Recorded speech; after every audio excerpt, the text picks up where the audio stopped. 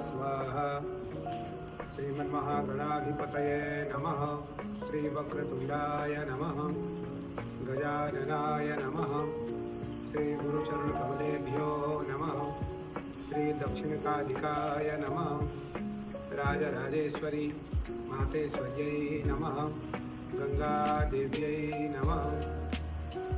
खड्गं चक्रगदेषु चापपरिधां शूलं मुशूलिं शिरा शङ्खं सन्दधतीं करे स्त्रीनयनां सर्वाङ्गभूषावृतां नीलास्मद्युतिमास्य पाददशकां सेवे महाकालिकां यामस्तोक्षपिते हरौ कमलजो हन्तुं मधुं कैटभम्।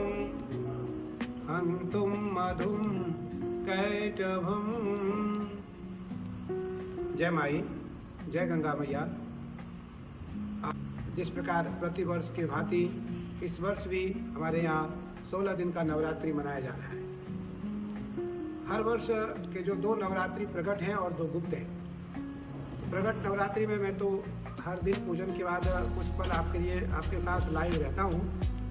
गुप्त नवरात्रि में भगवती की गुप्त साधना होती है और माई की प्रसन्नता के लिए एक सूक्ष्म और संक्षिप्त उपासना की जाती है। मेरा मानना है कि उपासना से ही जीवन सतमार्ग की ओर जाएगा। उपासना से ही जीवन भक्ति की ओर जाएगा, सतमार्ग की ओर जाएगा। इस प्रकार आपको पता है कि यहाँ का पूजन रात्रि का है और पूरी दुर्गा सप्तशती के प्रत्येक श्लोकों से माई की सेवा होती है। पूजन का एक आनंद क्या है, बहुत सरल भाव में मैं आपको बताता हूँ। पूजन का जो चिरकाल तक साधना करेगा उस पर भगवती की कृपा हो। जो चिरकाल तक उपासना करेगा विधि सम्मत, आचार्य, पंडित जी और मैं स्वयं दुर्गा सप्तशती का प्रत्येक श्लोकों का पाठ करें। दुर्गा सप्तशती में 700 श्लोक हैं। 700 श्लोकों का पाठ हुआ और 700 श्लोकों के पाठ के प्रत्येक श्लोक से भगवती के चरणों में कनेर पुष्पों की पूजा हुई। कनेर पुष्पों से भगवती के चरणों का पुष्पार्चन किया गया। उसको पुष्पार्चन कहते हैं, अर्चन विधि है। नवरात्रि 9 दिन की रात्रि होती है। नवरात्रि 9 दिन की रात्रि होती है, इसलिए रात्रि में भगवती की सेवा होती है।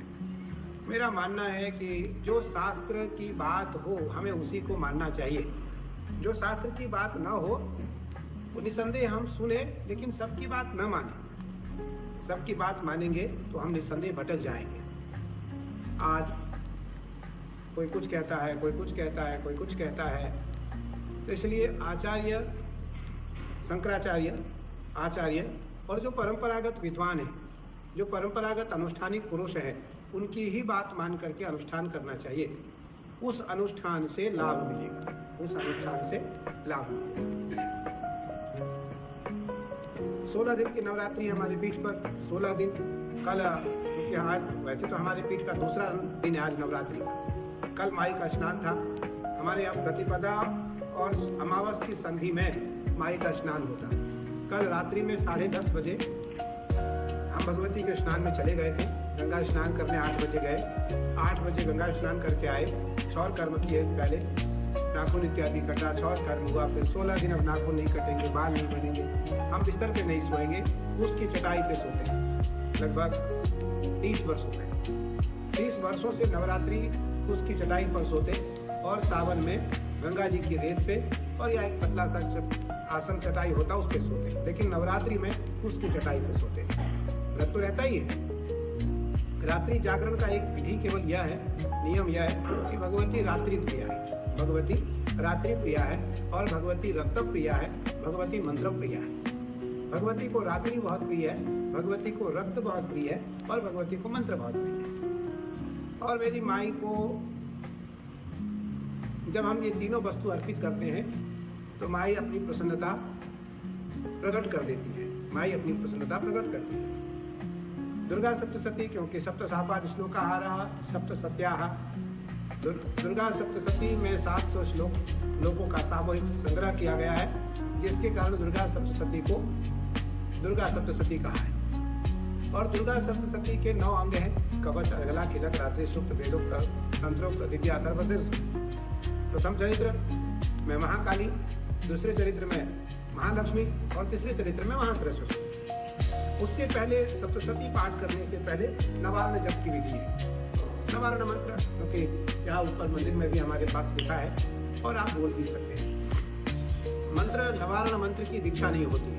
जिस प्रकार ओम नमः शिवाय मंत्र की दीक्षा नहीं होती, नवारण मंत्र की दीक्षा नहीं होती, क्योंकि ये सब सिद्ध मंत्र है और ये बीज मंत्र है। ये बीज मंत्र है। और मुझे लगता है कि जब हम क्योंकि भगवती का जो बीज मंत्र है वो तो एक अक्षर का है। मेरी माई काली का भी जो बीज मंत्र है वो एक अक्षर का है। कृष्ण का भी जो बीज मंत्र है वो एक अक्षर का है। दुर्गा का भी जो बीज मंत्र है वो एक अक्षर का है। पार्वती का भी जो बीज मंत्र है वो एक अक्षर का है। गंगा का भी जो बीज मंत्र है वो एक अक्षर का है। कृष्ण के भी जो बीज मंत्र है वो एक अक्षर का है। तो भगवती का चिंतन कैसे किया जाए, हम इस पर आज और कल 2 दिन प्रकाश डालेंगे।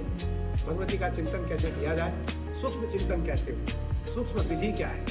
तो उसके लिए आसन, माला, मंत्र और समय, ये 4 चीज का हमें ध्यान रखना चाहिए। सबसे पहले आसन। जिस आसन पर हम बैठकर जप करें उस पर हमारे परिवार के सिवा, अर्थात अगर जत्सा बैठते हैं तो उनकी मिसेज, उनका बेटा, उनकी बेटी, ये 4 लोग उस आसन पर बैठे हैं। उसके बाद वो आसन सुरक्षित रहे। हम आसन पर बैठते हैं तो हमारा आसन अकेले सुरक्षित है, हमारे आसन पर कोई और ना बैठे। फिर माला, जिस प्रकार ये हमारा कर माला है, इसको हम हर समय जप सकते हैं। इस माला में माई का जो बीज मंत्र है, हम जब शुद्ध रहते हैं, शुद्ध का अर्थ है हम जब खाए पिए नहीं रहते हैं, हम जब स्नान किए रहते हैं, हम जब वॉशरूम इत्यादि नहीं जाते हैं, उस समय हम भगवती के बीज मंत्र को जप सकते हैं। महादेव के बीज मंत्र को हम जप सकते हैं। ओम नमः शिवाय, ओम नमः शिवाय, ओम नमः शिवाय, ओम नमः शिवाय, नमः शिवाय, ओम नमः शिवाय, ओम नमः शिवाय, ओम नमः शिवाय, ओम नमः शिवाय, ओम नमः शिवाय, ओम नमः शिवाय, ओम नमः शिवाय, ओम नमः शिवाय। हम शुद्ध अवस्था में इस बीज मंत्र को, इस महामंत्र को जपें तो हमारा मन मंत्र से, हमारा शरीर मंत्र से, हमारी बुद्धि मंत्र से भगवान में धीरे धीरे लगना शुरू हो जाए। और उपवास का अर्थ है, उप कहते हैं भगवती अर्थात भगवान, उप कहते हैं परमात्मा, वास कहते हैं उनके नजदीक। इस नवरात्रि के उपवास के दिन अपने शरीर को, अपने मन को, अपने बुद्धि को, अपनी आत्मा को ईश्वर के समीप रखना ही उपवास है। उपवास का अर्थ ये नहीं कि थोड़ा फलाहार कर लिए या अधिक फलाहार कर लिए तो उपवास हो गया। उपवास का अर्थ है उप अर्थात परमात्मा, वास अर्थात उनके नजदीक रहने का अभ्यास करना। अब वो रात्रि से बढ़िया समय और कोई नहीं हो सकता है। रात्रि से बढ़िया, रात्रि से सुंदर समय कोई और नहीं हो सकता इस कलिकाल में। इसलिए भगवती रात्रि प्रिय है। और नवरात्रि 9 दिन की रात्रि है। प्रथमम, आज कौन सी देवी है? तो प्रथमम शैलपुत्री च, द्वितीयम ब्रह्मचारिणी, तृतीयम चंद्रघंटेति, कुसुमांडेति, चतुर्थकम पंचमम स्कंदमातेति, षष्ठम कात्यायनीति च, सप्तमम कालरात्रीति, महागौरीति चाष्टमम, नवमम सिद्धदात्री च, नवदुर्गा प्रकीर्तिता। ये 9 दुर्गा है और 9 दुर्गा के 9 दिन है। 9 दिन है। दुर्गा सप्तशती का जो पहला अध्याय है वो महाकाली का है, दूसरा अध्याय, तीसरा अध्याय और चौथा अध्याय महालक्ष्मी का है, और 5वां, 6वां, 7वां, 8वां, 9वां, 10वां, 11वां, 12वां और 13वां ये माँ सरस्वती का है। ये माँ सरस्वती का है। वैसे तो तीनों एक है, महाकाली, महालक्ष्मी और महासरस्वती, कोई अंतर नहीं है, कोई अंतर नहीं है। तीनों देवियां एक ही है, महाकाली भी। लेकिन इन 9 दुर्गाओं में जो मूल है वो काली है। 51 शक्तिपीठों में जो मूल है वो काली है। 10 महाविद्याओं में जो मूल है वो काली है। इसलिए काली की पूजा सबसे पहले की जाती है और काली कल्याणकारिणी है। काली का पूजन करने वाला व्यक्ति कभी अकल्याणकारी नहीं होता, उसका कल्याण नहीं होता, कल्याण ही कल्याण होगा। और सबसे सरल अगर कोई है तो वो महाकाली है। सबसे सरल अगर कोई है तो वो महाकाली है। आप जब शास्त्र को देखेंगे, बहुत पुराण है, बहुत शास्त्र है, नवरात्रि में जितने भी भगवती से संबंधित शास्त्र होते हैं, मैं आज सारे शास्त्र को निकालता हूँ और पूरे 16 दिन जो भी समय हमें मिलेगा, 2 घंटे, 1 घंटे, 3 घंटे का, उन सारे शास्त्रों का मैं अध्ययन करूंगा और उसको मैं कोट करूंगा, उसको नोट करूंगा। उससे क्या होगा कि हमारी साधना में वृद्धि होगी, साधना और बढ़ेगा, साधना में और मन लगेगा, क्योंकि साधना के लिए ज्ञान बहुत जरूरी है, साधना के लिए ज्ञान बहुत जरूरी है, साधना के लिए अभ्यास बहुत जरूरी है। आज तो नवरात्रि का पहला दिन है, धीरे धीरे 2, 3, 4 दिनों में आश्रम में जितने जगने वाले लोग हैं, जो रात्रि में बैठ करके जप करते हैं, वो सब के सब अभ्यस्त हो जाएंगे। फिर जब 16वां दिन प्रारंभ होगा, 13 तारीख को प्रातः काल जब हवन समाप्त होंगे, तो व्यक्ति को ऐसा प्रतीत होगा कि नींद नहीं आएगी, लेकिन उसको अपने समय से नींद आ जाएगी। ये मेरी माई की कृपा है। और 23-24 साल हो गए इस आश्रम में माई की सेवा करते, नवरात्रि की सेवा करते, 25 साल हो गए। मेरा मानना है कि भगवती मंत्र के अधीन है। देवाधीनम जगत सर्वम, संपूर्ण जगत माँ के अधीन है, माँ के अधीन है, महादेव के अधीन है। और माँ और महादेव किसके अधीन है? तो मंत्र के अधीन है। मंत्राधीनम च देवता, और ते मंत्रा ब्राह्मणाधीना, वह मंत्र श्रेष्ठ महापुरुष के अधीन है, जिसके कारण उनको देवता कहा गया है। इसलिए मंत्र को पकड़ करके रखने वाला व्यक्ति महान होता है। उपासना को छोड़ने वाला व्यक्ति कभी महान नहीं हो सकता। उपासना को जो पकड़ के रखता है वही महान हो सकता है। इसलिए उपासना का कभी त्याग न करें। आप देखो ना, जज साहब जम्मू से आए, रात्रि में जग करके भगवती की सेवा में बैठे। क्यों बैठे? इसलिए भगवान सामर्थ्य देंगे न्याय करने का, भगवान भगवती सामर्थ्य देंगे न्याय करने का, भगवती सामर्थ्य देंगी सत्य और असत्य के को समझने का।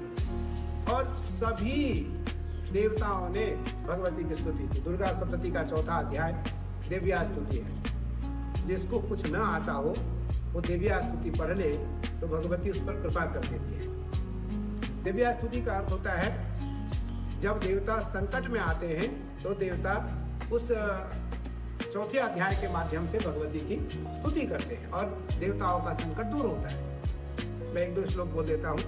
दुर्गा सप्तती के 4था अध्याय का श्लोक है, शक्रादय सुरगणा निहतेति वीर्ये तस्मिन् दुरात्मनि सुरा रिवले च देव्या तान् तुष्टुभो प्रणतिनां रसिरोदरांसा अवाग्भि प्रहर्षपुलकोद्गमचारुदेहा देव्यायया ततमिदं जगदात्मसत्या निःशेषदेव गणशक्तिसमूहमूर्त्या तामम्बिकामखिलदेवमहर्षि पूज्यां भक्त्या नतास्म विदधा सुषुमानिशान यस्या प्रभावमतुलं भगवानन्तो ब्रह्मारश्च नैव तुमलं बलं च सा चण्डिका किल जगत्परिपालनाय नाशाय चाशुभभय स्यमतिं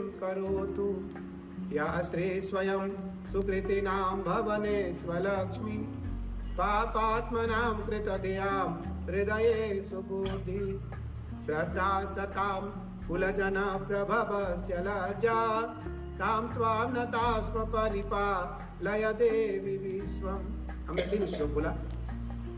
दुर्गा सप्तती का या कोई भी मंत्र जब आप पढ़ें तो ध्यान रहे प्रसन्न मुद्रा में पाठ करें, जल्दी में पाठ न करें। जल्दी में आपका मंत्र भी भूल जाएगा, शुद्धता भी आ जाएगी और भाव भी नहीं बन पाएगा। इसलिए मंत्र जब भी पढ़े तो सरल भाव में, सहज भाव में, प्रसन्न मुद्रा में भगवती को स्तुति सुनाएं।